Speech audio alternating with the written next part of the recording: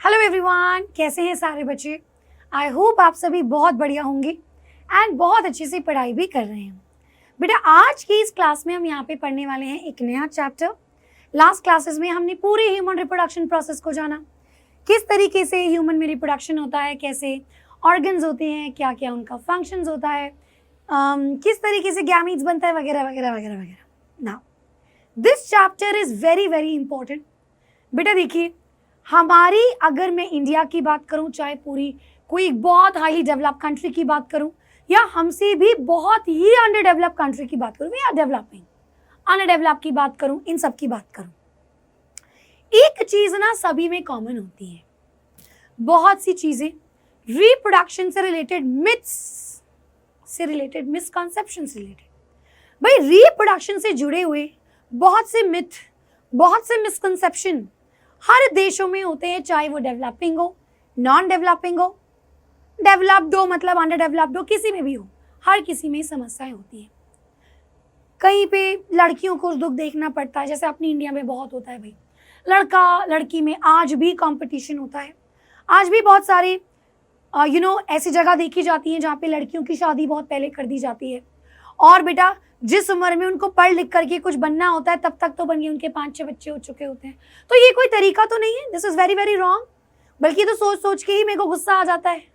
भाई हम जैसे, आप जैसे लोग अपने लाइफ को बेहतर बनाने के लिए डिसीजन लेते हैं, और वहाँ पे कुछ लड़कियाँ जो शायद बहुत उम्र में मेरे से छोटी है और वो 3-4 बच्चों को संभाल रही है, ना ही उसकी हेल्थ बेटर हो पाई, ना ही वो अपने लाइफ में कुछ कर पाई, और कुछ मिला भी क्या, इतना बड़ा सैक्रिफाइस करके मिलता ही क्या है, फिर उसमें भी दिक्कतें, उसमें भी प्रॉब्लम्स होती हैं। और यार ये कहने की बातें हैं, ऐसी बहुत से शहरों में आज भी हो रहा है ये। बट एक और अगर चीज़ देखी जाए बेटा, एक और बड़ी अच्छी चीज़ हुई है आज। अगर पहले के कंपैरिजन में देखा जाए, लड़कियों को बहुत सारी चीज़ें अब मिलने लगी हैं जो पहले नहीं मिलती थी। जो पहले बहुत सी फैमिलीज़ में लड़कियों को एक अच्छी मतलब ऐसा मानते थे कि यार कर्स हुआ है, लड़की पैदा हो गई, ये होगा वो होगा। लेकिन बहुत सी फैमिलीज आज ऐसी भी देखने को मिलती है जहाँ पे वो उनको खुद को, अपने आप को भाग्यवान समझते हैं कि भाई अपनी लड़की हुई है, we are very lucky to have girl, और खुश होते हैं और इस चीज़ को समझते हैं। हमारा देश भी बहुत तरक्की कर रहा है। आज हम देखते हैं मेट्रोज में पायलट्स, इवन हम देखते हैं आर्मीज़ में, बहुत जगह हम देखते हैं कि देयर आर गर्ल्स। हम ओलंपिक्स में खेलते हुए देखते हैं, लड़कियों को भी बहुत आगे बढ़ते हुए देखा जा रहा है। और यही चीज़ें हैं, हम पढ़ेंगे लिखेंगे तो ही बेटा लोगों की सोच बदलेगी और मौका मिलेगा, और सभी को आगे बढ़ने का मौका मिलेगा। I don't believe in feminism. मैं फेमिनिज्म में बिलीव नहीं करती लड़कियों को ज़्यादा, क्योंकि माई पॉइंट इज कि द मोमेंट यू से कि लड़कियों को ही नहीं मिल रहा, लड़कियों को ही चाहिए, तभी आई थिंक आप अपने आप को कम समझने लगते हो। यू मस्ट अंडरस्टैंड कि लड़का और लड़की हमें बराबर चाहिए। हम बहुत सी चीज़ों में उनकी बराबरी नहीं कर सकते, we don't have that muscle power. वो बहुत सी चीज़ों में हमारी बराबरी नहीं कर सकते, दैट इंटेलेक्चुअल थिंकिंग, मल्टीटास्किंग, बहुत सारी चीज़ें, घर बार को संभालना, बहुत सारी चीज़ें। हम कुछ चीज़ों में अच्छे हैं, वो कुछ चीज़ों में अच्छे हैं। बट जहाँ बात पढ़ाई की आती है, जहाँ बात क्वालिफिकेशंस की आती है, जहाँ बात एम्प्लॉयमेंट की आती है, जहाँ बात फैमिली में डिसीजन मेकिंग की आती है, वहाँ पे दोनों का इक्वल हैंड होना चाहिए। That is equality. ठीक है, feminism is not equality. Feminism बड़ा करके लड़कियों को बोल रहे हैं कि भाई ये चाहिए वो चाहिए वो चाहिए। यार माना समझे कि लड़कियों को चीज़ें नहीं मिली इसलिए आप लोग लड़ रहे हो, but at the same time हमें बेचारा बन करके नहीं लड़ना है ना। इस चैप्टर की यही उम्मीद है, इस चैप्टर में यही चीज़ दिखाई जाती है। It is awareness. बेटा आपको सेक्स एजुकेशन इसलिए प्रोवाइड कराई जाती है ताकि आप इन चीज़ों को समझें, आपको ये चीज़ समझ में आई कि क्या है रिप्रोडक्शन, क्या है एक हेल्दी रिप्रोडक्शन, एक सेफ रिप्रोडक्शन का प्रोसेस। लड़की के लिए ठीक है नहीं, माँ के लिए ठीक है नहीं, बच्चे के लिए क्या सही है, फादर क्या क्या कंट्रीब्यूट कर सकते हैं, दोनों में अगर किसी भी कारण इनफर्टिलिटी है तो उसको कैसे इंप्रूव किया जा सकता है। ये चैप्टर आपको अवेयर करता है। एग्जाम पॉइंट ऑफ व्यू से तो इम्पॉर्टेंट है यही, बट इनमें आप ऐसी ऐसी चीज़ें सीखेंगे जो जाके आप सभी को बताइए कि किस तरीके से हम फर्टिलिटी को बढ़ा सकते हैं, प्रेगनेंसी को कंट्रोल कर सकते हैं, पॉपुलेशन को कंट्रोल कर सकते हैं, सेक्सुअली ट्रांसमिटेड डिजीजेस को कंट्रोल कर सकते हैं। This chapter talks about it, और आप भी खुल के इस बारे में बात करिए और अवेयरनेस फैलाइए। तो चलिए स्टार्ट करते हैं इस चैप्टर को। आज इस चैप्टर को बेसिक चीज से स्टार्ट करेंगे। Today we are going to discuss कि रिप्रोडक्टिव हेल्थ से रिलेटेड समस्याएं क्या है। मैंने बोला खुल के बोलो उन समस्याओं में, बट वो समस्या है क्या और उन समस्याओं से क्या हम उबर पाए हैं कुछ हद तक। यस, बहुत सी चीजें अभी इंप्रूव हो चुकी हैं और बहुत सी जगह पे इंप्रूवमेंट होना बाकी है। कहाँ कहाँ पे देखने को मिलता है इंप्रूवमेंट नहीं है? जहाँ पे ऐसी चीजें पढ़ाई नहीं जाती, जहाँ पे लोग आज भी रूढ़िवादी हैं, पुरानी सोच को लेकर के चलते हैं। सो ये आपको अवेयर करना है। आप जो आज पढ़ रहे हो, कल आपकी जनरेशन आएगी और आप ये जनरेशन आगे बढ़ती रहेगी। So you are the future of the country. आपको मिथ्स और मिसकंसेप्शंस दूर करनी है, ठीक है। चलिए फिर हम यहाँ पे बात करेंगे उनके सॉल्यूशंस क्या है। पॉपुलेशन एक्सप्लोजन, पॉपुलेशन भी बढ़ रही है, ये भी बड़ी समस्या है। ये भी तो रिप्रोडक्शन की वजह से हो रहा है। अच्छा, इसके क्या क्या नुकसान है, इसको कैसे कैसे कंट्रोल किया जा सकता है। सो चलिए शुरू करते हैं आज की क्लास को। मैं शिवांगी शर्मा आज फिर आपके साथ स्टार्ट करने वाली हूँ एक नया लेक्चर। पूरी क्लास को ध्यान से सुनिएगा और अपने विचारों को कमेंट्स में जरूर बताइएगा। Now, the first thing बेटा, first of all, if I ask you, what do you understand by reproductive health? भाई आप रिप्रोडक्टिव हेल्थ से क्या समझते हो? कोई कहता है रिप्रोडक्टिव हेल्थ का मतलब ये है कि लेट्स सपोज मेंस्ट्रुअल साइकिल को हाइजीनिक रखना, सैनिटरी नैपकिन्स, पैड्स, टैम्पून्स, इन सब का इस्तेमाल करना। कुछ लोग कहते हैं रिप्रोडक्टिव हेल्थ का मतलब है कि बर्थ कंट्रोल, कि भाई अगर बच्चा अभी नहीं चाहिए तो उस चीज़ों पे बात की जाए और उसको रोकने का, प्रेगनेंसी को रोकने का कोई सोल्यूशन निकाला जाए। वो सोल्यूशन किसी की ऐसा नहीं हो कि किसी को बहुत ज़्यादा साइड इफेक्ट्स कर दिए, उस टाइम पे क्या बेस्ट मेथड है उसको अप्लाई करना। रिप्रोडक्शन का process, what is safe and what is not, ठीक है। अननोन पार्टनर्स के साथ रिप्रोडक्शन, अननोन पार्टनर के संग सेक्सुअल इंटरकोर्स नहीं करना। क्यों बेटा?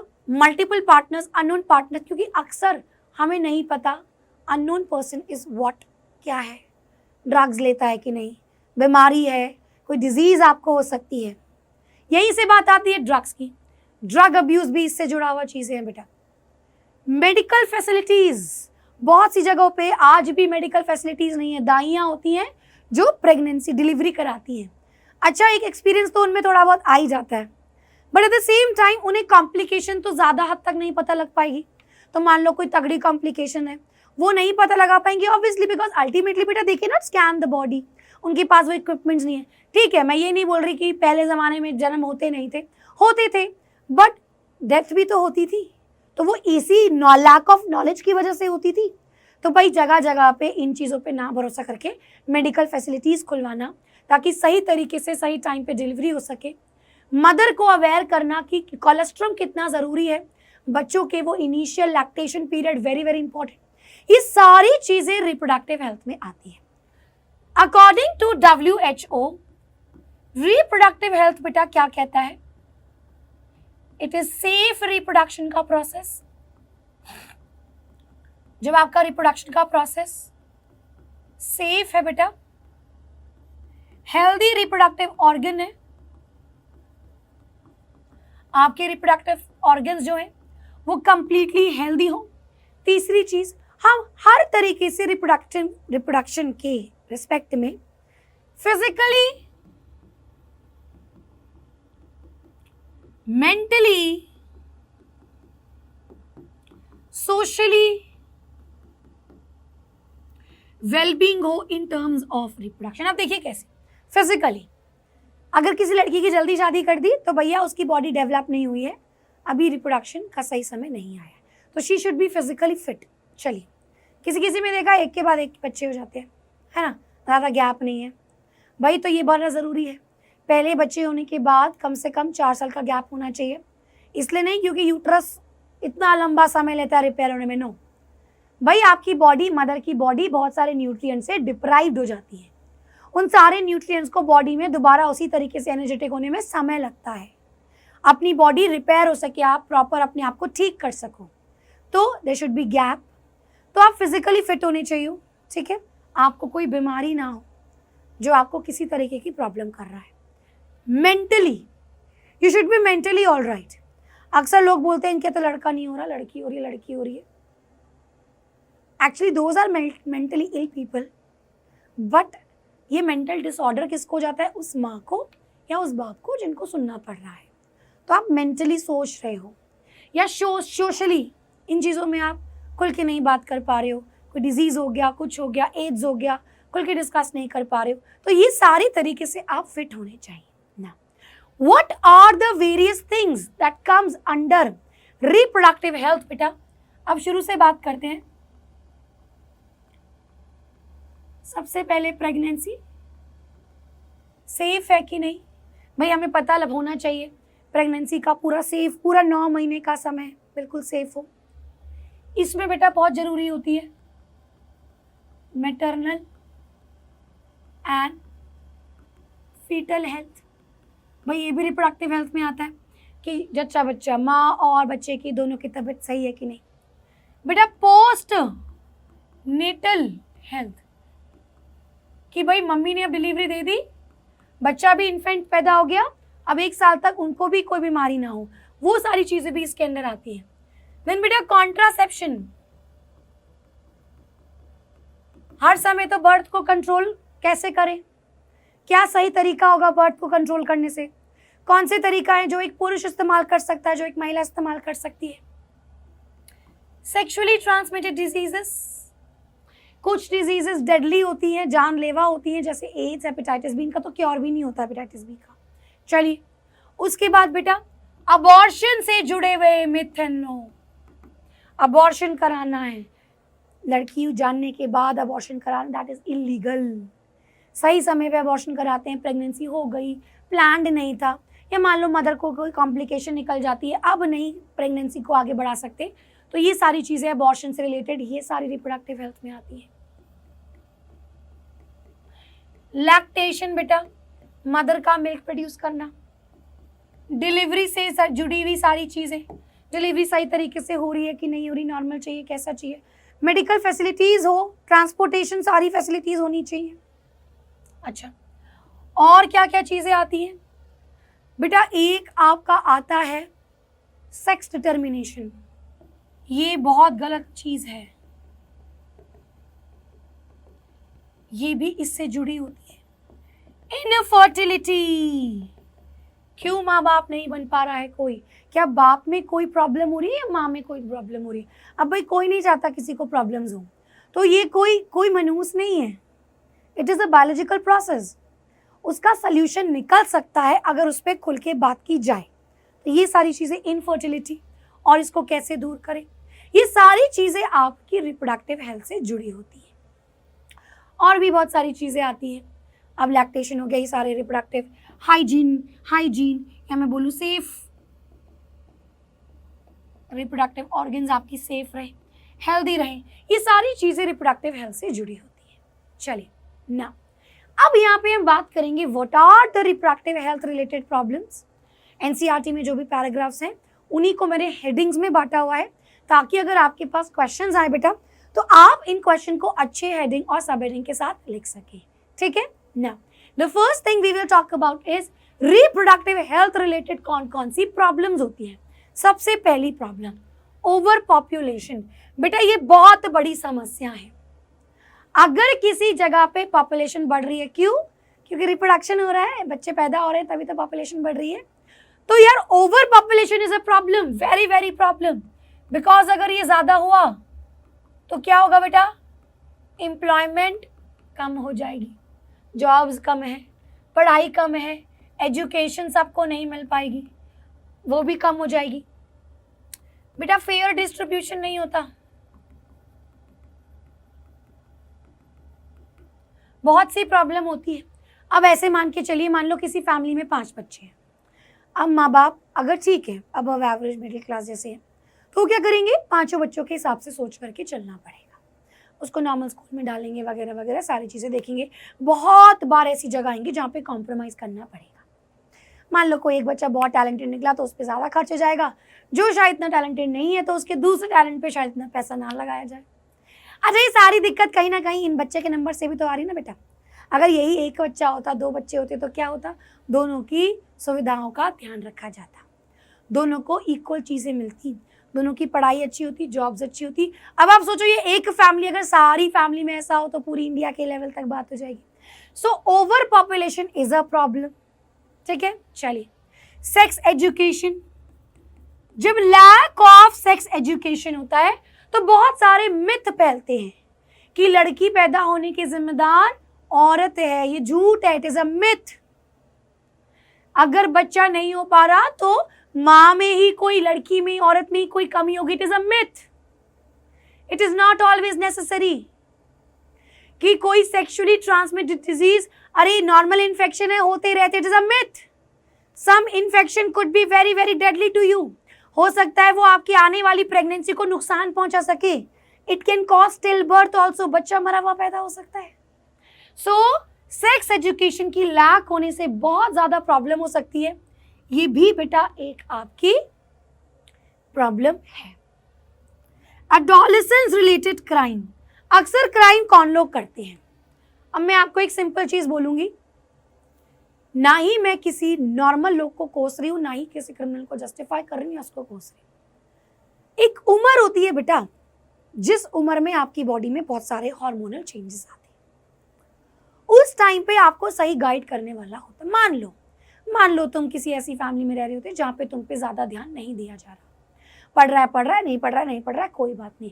तुम्हारे दोस्त बने, तुमने ड्रग्स वगैरह करना स्टार्ट कर दिया, तुम फिर उनसे ऐसे लोगों से मिले, मिलते मिलते तुम्हारा माइंड ही वैसे डेवलप हो जाएगा। चीजें जो लोगों के लिए, ओ यार उसने ऐसा किया, किसी को हर्ट करना, किसी को झूठ बोलना इज रॉन्ग, बट क्रिमिनल्स के लिए उनके दिल नहीं होता, उनकी सोचने समझने की शक्ति खत्म हो जाती है। किसी को मार दिया, they do not feel hurt. Rape कर दिया, उन्हें कोई फर्क नहीं पड़ेगा। भाई रेप करने से अगर तुमको फर्क पड़ता है तो तुम करते ही नहीं ना, करने के बाद तो तुम रो लो, क्या ही तुम्हें फर्क नहीं पड़ता। कोई भी किसी तरीके के नशे, ड्रग्स, अल्कोहल ये सब नहीं करा सकते। सो ये क्यों होता है? एडोलेसेंस ही हो जाता है बेटा। एक टाइम आता है जब आपको सही गाइडेंस नहीं मिलती। ज्यादातर आप देखिए जो क्रिमिनल्स होते हैं, ज्यादातर क्रिमिनल्स वो होते हैं या आपके जो बहुत ज़्यादा इंटेलिजेंट है और उन चीज़ों को गलत एक्टिविटीज़ में इस्तेमाल कर रहे हैं, या ऐसे लोग हैं जिनको सही समय पे एजुकेशन नहीं मिली, सही समय पे गाइडेंस नहीं मिली। अब मैं ये एजुकेशन की बात नहीं कर रही कि जिसको स्कूल में, बढ़िया स्कूल में दाखिला नहीं मिला। बेटा education is not that is just two way process of passing knowledge. मैं आपको पढ़ा रही हूँ, दिस इज नॉलेज, मैं नॉलेज दे रही हूँ आपको। Knowledge is not, giving knowledge is not the entire thing. Education is not only passing knowledge. Education is when आप सीखते हो बोलना, लिखना, पढ़ना, ये सारी चीज़ें आपको पता होता है सही और गलत के बीच में। आप उन चीज़ों को अपनी लाइफ में लेकर के आते हो, सीखते हो, लर्निंग्स को आगे फॉरवर्ड करते हो, that is when you will be known as education. तो कोई अगर किसी गवर्नमेंट स्कूल, छोटे से स्कूल में पढ़ा या 8वीं 10वीं तक पढ़ा है, हो सकता है वो बहुत अच्छा हो, क्यों? क्योंकि उसने लाइफ में बहुत सारी चीज़ों को सीखा है। लेकिन जिन लोगों को एजुकेशन नहीं मिलती, जिनको गाइडेंस नहीं मिली, गलत चीज़ें सिखाई गई, आसपास सराउंडिंग्स गलत है, और अगर ये एडोलेसेंस में हो रहा है तो it leads to a criminal behaviour. ऐसी ही चीजें बेटा आगे जाकर के रेप, असॉल्ट, ये सारी चीजों को आगे बढ़ावा देती है। नाउ नेक्स्ट, एक और प्रॉब्लम है सेक्सुअली ट्रांसमिटेड डिजीजेस। बेटा ये डिजीजेस बहुत ज्यादा नुकसान हो सकती है। इट कैन हैम्पर प्रेगनेंसी,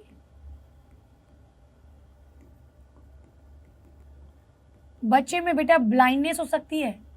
अगर बच्चा डिलीवरी के टाइम पे हो सकता है वो अंधा पैदा हो, ऐसी बीमारियां भी होती हैं। बच्चा मरा हुआ पैदा हो सकता है, स्टिल बर्थ हो सकती है, मिसकैरेज जैसी दिक्कत आ सकती है, प्रेगनेंसी हो सकता है सही जगह हो ना, एक्टोपिक प्रेगनेंसी में आपको पढ़ाऊंगी, मतलब जब यूट्रस में ना हो, कहीं और हो जाए। ये सारी सेक्सुअली ट्रांसमिटेड डिजीजेस से होता है।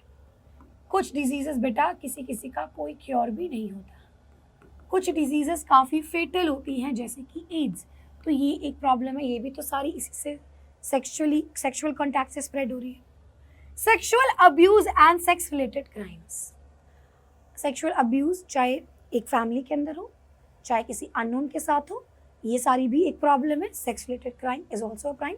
चाहे अर्ली मैरिज इज अ समस्या, जल्दी शादी होना ये बहुत बड़ी समस्या है।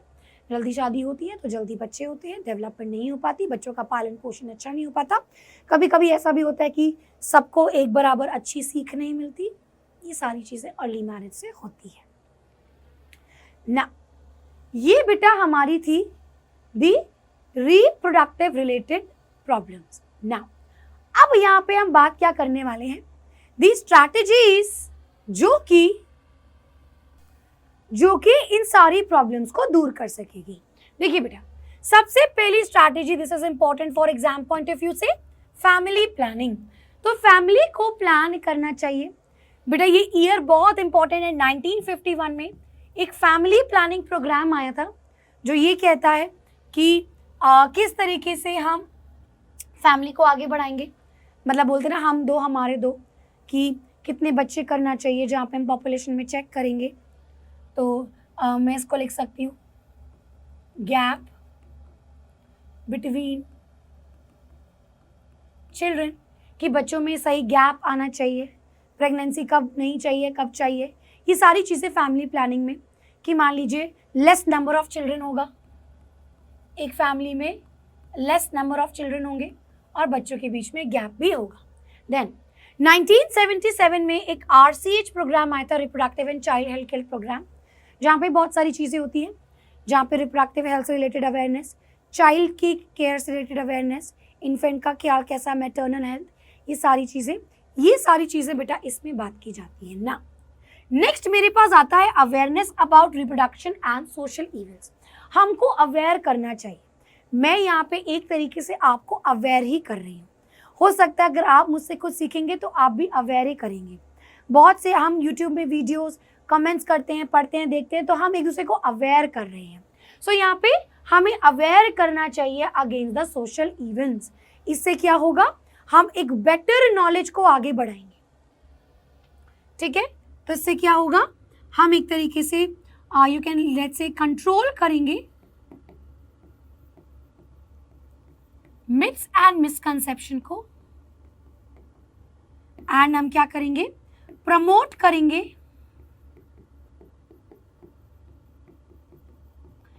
Better thoughts and strategies. अब जैसे कि फॉर एग्जाम्पल, अब अगर मैं एक बात करूं कि जैसे लड़का और लड़की में, गर्ल एंड बॉय चाइल्ड, भाई इनके बीच में जो मिसकंसेप्शंस है इसको दूर करेंगे हम बेटा, दोनों को इक्वालिटी देंगे। ये सारी चीज़ें, ये सारे इनको अवेयरनेस फैलाना। देन उसके अलावा सेक्सुअली ट्रांसमिटेड डिजीजेस से रिलेटेड अवेयरनेस फैलाना। चलिए, सेक्स एजुकेशन से बहुत सारी चीज़ें इंप्रूव हो जाती हैं, क्योंकि हमको ये पता होना चाहिए। तो सेक्स एजुकेशन हमको आइडिया देती है कि व्हाट इज़ एग्जैक्टली ट्रू, और हमें ये प्रमोट करना चाहिए आपके स्कूल्स एंड कॉलेजेस में। इसीलिए प्रोवाइड की जाती है ताकि हम इसको अपनी डे टू डे लाइफ में एक्टिवेट कर सकें। देन बेटा स्ट्रैटेजीज एक और होती है आपकी मैरिजेबल एज। मैरिजेबल एज को बढ़ा देना चाहिए। जैसे अगर मैं लड़कियों की बात करूं, अकॉर्डिंग टू NCERT 18 ईयर्स, लड़कों में बेटा 21 साल, तो ये बढ़ा दी जानी, अभी तो और बढ़ रही है। सो यहाँ पे क्या है, मैरिजेबल एज को बढ़ा दिया गया है। अभी तो लड़कियों की भी बढ़ा दिया गया है। ये बेटा एज को जब हम बढ़ाते हैं तो उससे क्या होता है, लड़का लड़की में एक मेच्योरिटी लेवल होता है, they can study by that time, और उस समय तक जब वो पढ़ लिख लेते हैं उनको बहुत सारी चीज़ों की नॉलेज हो जाती है, और उसके बाद वो अपनी लाइफ को अच्छे से स्मूथली चला सकते हैं ना। Infrastructure facilities and material support. Infrastructure जैसे कि फॉर एग्जांपल हॉस्पिटल्स होना, ठीक है, हॉस्पिटल होना बहुत ज़रूरी है, आपके डॉक्टर्स होना बहुत ज़रूरी है, वहाँ पे सारी मेडिकल फैसिलिटीज़ होना बहुत ज़रूरी है। भाई अभी कोरोना का समय आया था और कितनी जगहों पे हमने देखा था बेड्स ही अवेलेबल नहीं थे, लेकिन अगर हमने बहुत पहले ही इसको सही तरीके से प्लान किया होता तो हम आने वाली सिचुएशंस में इसको हैंडल कर पाते। तो प्लानिंग बहुत ज़रूरी है। गाँव में, कस्बों में, छोटे छोटे शहरों में पास में हॉस्पिटल्स होना ज़रूरी है, ताकि डिलीवरी के लिए जो माँ है बच्चे के साथ सही टाइम पे पहुँच सके, उसका सही डिलीवरी हो सके। Ban on amniocentesis. अब इस चीज को हम आगे पढ़ेंगे, लेकिन मैं अभी आपको शॉर्ट में बताती हूँ बेटा। एमनियोसेंटेसिस का मतलब होता है डिटेक्शन ऑफ एमनियोटिक फ्लूइड। तो बच्चे के आसपास that surrounds fetus, वूम में बच्चे के आसपास एक फ्लूइड होता है जिसको एमनियोटिक फ्लूइड कहते हैं। इस फ्लूइड के अंदर बेटा क्या होगा, आपके फीटल बच्चे के सेल्स होंगे एंड ऑब्वियसली उसमें प्लासेंटा के सेल्स भी होंगे। अब इन सेल से आप क्या कर सकते हो, आप उसके डीएनए को निकाल सकते हो, आप उसमें कोई डिसऑर्डर को पता लगा सकते हो, आप क्या कर सकते हो, किसी तरीके की क्रोमोसोमल डिसऑर्डर्स को पता लगा सकते हैं। बट इसका मिसयूज कैसे किया गया है कि यहाँ पे सेक्स डिटरमाइन करने लोग कि भाई लड़का है कि लड़की है, तो इसलिए इस पे बैन लगाया गया ताकि सेक्स डिटर्मिनेशन प्रमोट ना हो सके। चलिए बेटा, नाउ ये मेरा हुआ एक topic. Now next topic that we have to do is population explosion. अब अल्टीमेटली रिप्रोडक्शन से क्या हो रहा है, लोग पैदा हो रहे हैं और यहाँ पे बहुत तेजी से पैदा हो रहे हैं। अब इसका कारण केवल ये नहीं है कि एक फैमिली में ज़्यादा बच्चे हो रहे हैं, इनफैक्ट अब तो देखा जाता है कि फैमिली सोचने लग गई है, अब 2-3 बच्चे ही होते हैं मैक्सिमम। कुछ लोग तो एक बच्चा भी लेने लग गए हैं, कुछ लोग अडॉप्ट भी करने लग गए हैं। कुल मिलाकर के कहने का मतलब है कि केवल एक ये कारण नहीं है कि पॉपुलेशन इतनी तेज़ी से बढ़ रही है कि लोग ज़्यादा बच्चे पैदा कर रहे हैं, हालांकि बहुत जगह पे अभी भी ऐसा हो रहा है, but there are various other reasons also which are leading to the increase in population. Now what exactly is population explosion?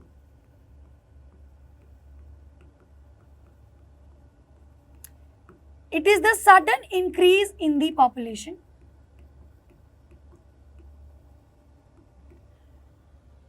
at a particular time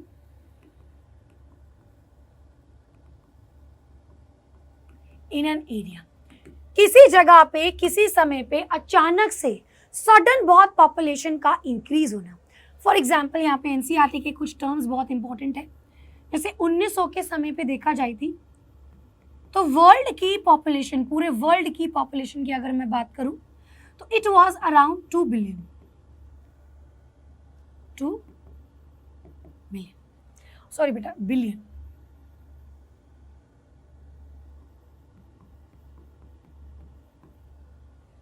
लेकिन अगर मैं यही चीज 2000 के आसपास देखूं, ज्यादा समय नहीं हुआ, लेकिन इस 2000 में ये पॉपुलेशन 6 बिलियन तक पहुंची।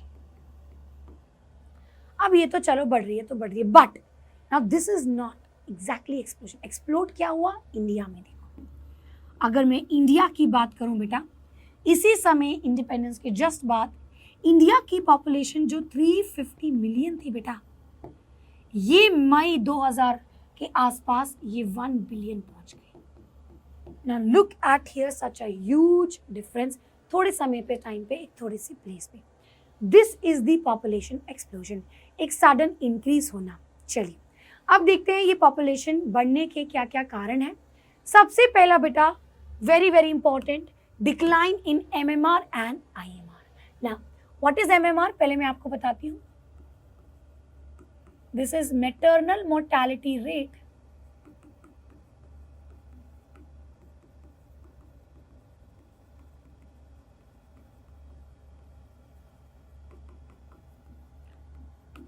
And this is infant mortality rate.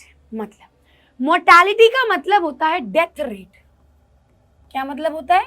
Death rate, यानी टोटल पॉपुलेशन में कितनी डेथ हुई है इन अ गिवन टाइम। अब पहले क्या होता था, लोग अवेयर नहीं होते थे, डिलीवरी घर में ही हो रही है, गांव में ही हो रही है, कोई कॉम्प्लिकेशन हो गई बताई, पता ही नहीं पड़ा भाई। अब या तो माँ बची या बच्चा बचा, या दोनों ही की डेथ हो जाती है। हाँ, सक्सेसफुल डिलीवरी भी बहुत सारी होती है, बट मैं यहाँ पे डेथ की बात कर रही हूँ। पहले ऐसे डेथ हो जाती थी, बच्चे की भी माँ की भी, या मान लो बहुत सारी चीज़ों नहीं पता होती थी, बीमारियों का पता नहीं चल पाता था सही समय पे, तो बच्चे की भी डेथ होने के चांसेस होते थे, माँ की भी डेथ होने के चांसेस होते थे। लेकिन अगर मैं अब देखूँ तो नॉलेज बढ़ चुकी है, फैसिलिटीज़ इंक्रीज हो चुकी है, छोटे छोटे गांव में भी डॉक्टर्स हैं बेटा, लोग डॉक्टर के पास जाते हैं, कॉम्प्लिकेशंस को ठीक किया जाता है, बीमारियों को दूर किया जाता है। सो माँ की डेथ और बच्चे की डेथ कम हो चुकी है। सो इस चीज़ की डिक्लाइन की वजह से, यानी कम होने की वजह से पॉपुलेशन बढ़ चुकी है। अब ये है तो एक अच्छी बात, लेकिन इसकी वजह से अल्टीमेटली पॉपुलेशन भी बढ़ रही है।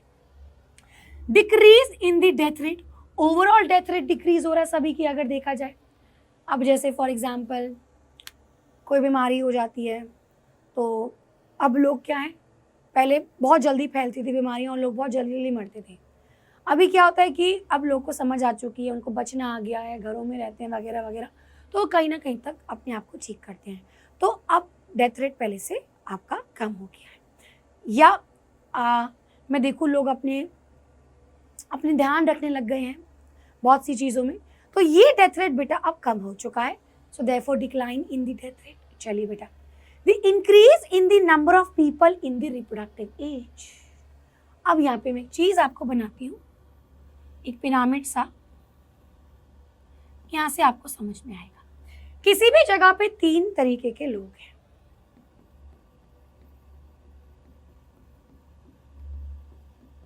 एक pre reproductive as, reproductive age वाले, और एक post reproductive age. Pre reproductive मतलब जो अभी रिप्रोडक्शन नहीं की, जैसे कि आप छोटे बच्चे, ठीक है, कि प्यूबर्टी तो आ गई बट अभी रिप्रोडक्शन नहीं कर रही है, प्यूबर्टी से पहले भी। रिप्रोडक्टिव एज मतलब वही 18 से 35-40 के आसपास, वैसे तो 35 ही होता है 40 तक, लेकिन अब होने लगा, लोग करने लगे हैं। तो ये जो रिप्रोडक्टिव एज है। पोस्ट रिप्रोडक्टिव एज जो अब रिप्रोड्यूस नहीं कर पाते हैं, बूढ़े हो गए या जिनकी मेंस्ट्रुअल साइकिल वगैरह बंद हो गई।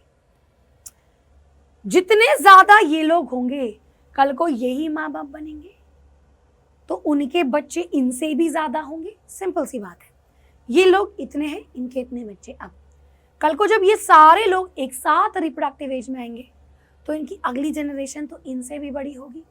सो जितने ज्यादा लोग प्री रिप्रोडक्टिव एज में होंगे या रिप्रोडक्टिव एज में होंगे, उतनी ज्यादा आपकी पॉपुलेशन बढ़ेगी। So more the people in reproductive and pre reproductive age, population ज्यादा होगी। Next, improvement in the medical facilities. So medical facilities improve हो चुकी है, इसलिए बेटा पॉपुलेशन भी बढ़ने लग गई है ना। एक और चीज़ें हैं जो कंट्रोल ऑफ डिजीजेस। बहुत सी डिजीजेस को स्टडी किया जा चुका है, बहुत सी डिजीजेस को रोका जा चुका है। अब चाहे मैं वेक्टर को कंट्रोल करूं, वेक्टर क्या होता है, वो जो डिजीज फैलाता है, जैसे कि कोई मक्खी, कोई मच्छर, कोई चूहा, ये डिजीज फैलाते हैं। तो चाहे मैं कंट्रोल ऑफ वेक्टर की बात करूं, चाहे मैं इम्यूनाइजेशन की इंक्रीज की बात करूं, कि भाई हमने इम्यूनाइजेशन यानी हमने वैक्सीन का प्रोसीजर इंक्रीज कर दिया है। पोलियो की वैक्सीन बहुत गांव में लग जाती है, तो पोलियो की बीमारी कम हो चुकी है।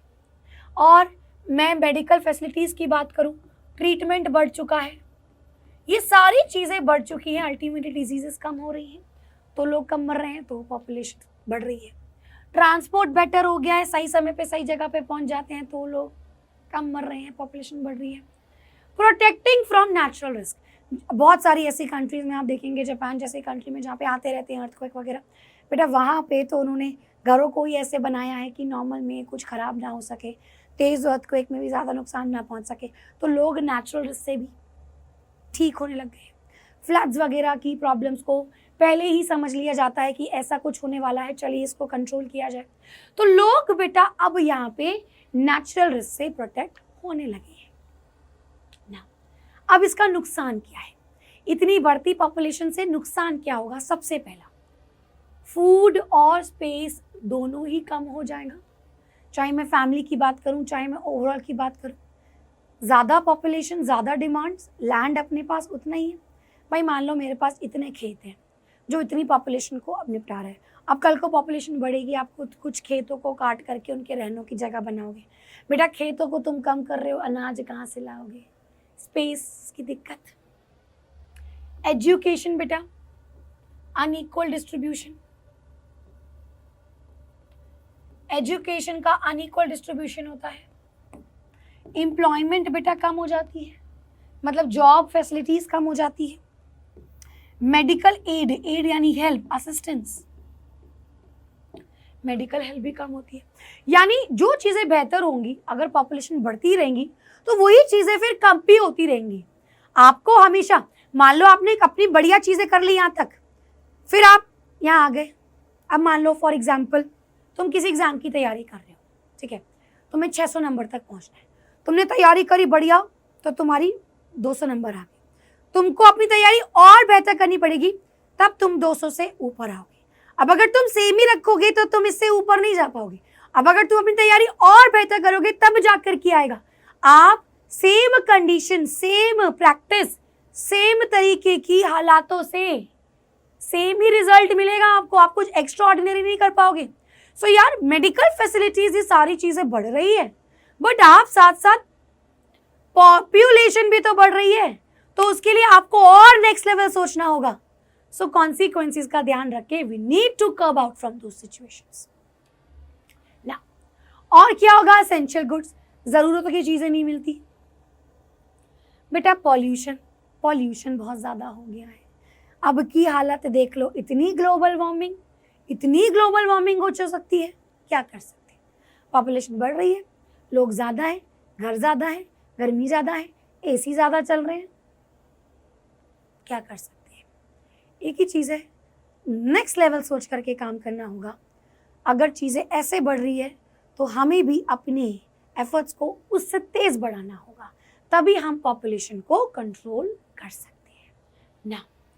मेजर्स कैसे कैसे कर सकते हैं, ऑब्वियसली एजुकेशन से कंट्रोल कर सकते हैं, मैरिजेबल एज को इंक्रीज करके, चलिए शुक्र करिए ये इंक्रीज हो चुकी है, लेकिन इस चीज पे चेक भी होना चाहिए कि कहाँ कहाँ फॉलो नहीं हो रहा है। फैमिली प्लानिंग को करना चाहिए। जो लोग ज़्यादा नहीं जानते हैं, ज़्यादा एजुकेटेड नहीं है, गवर्नमेंट उनको इंसेंटिव्स प्रोवाइड करे। इंसेंटिव बोला जाए तो रिवॉर्ड्स, कि मान लो एक ही बच्चा करेंगे, जिसका एक बच्चा होगा उसको 5वीं तक क्लास तक एजुकेशन गवर्नमेंट प्रोवाइड करेगी। तो ये क्या है, एक तरीके से आप उसको प्रमोट कर रहे हो कि एक ही बच्चा रखो, ठीक है। विद दिस थिंग बेटा हमारा ये वाला टॉपिक आज खत्म होता है। आई होप पढ़ाई के साथ साथ आपने यहाँ पे कुछ अच्छी चीज़ें भी सीखी होंगी, कुछ अपनी विचारों को साफ किया होगा या बेहतर बनाया होगा, और इसको आगे भी बढ़ाना होगा। सो नाउ नेक्स्ट क्लास में हम यहाँ पे सारे बर्थ कंट्रोल मेथड्स पढ़ेंगे, यानी कि 3 लेक्चर्स में हमारा ये चैप्टर खत्म हो जाएगा। सो हम मिलेंगे अगली क्लास में। आज के लिए इतना ही। So bye bye and thank you.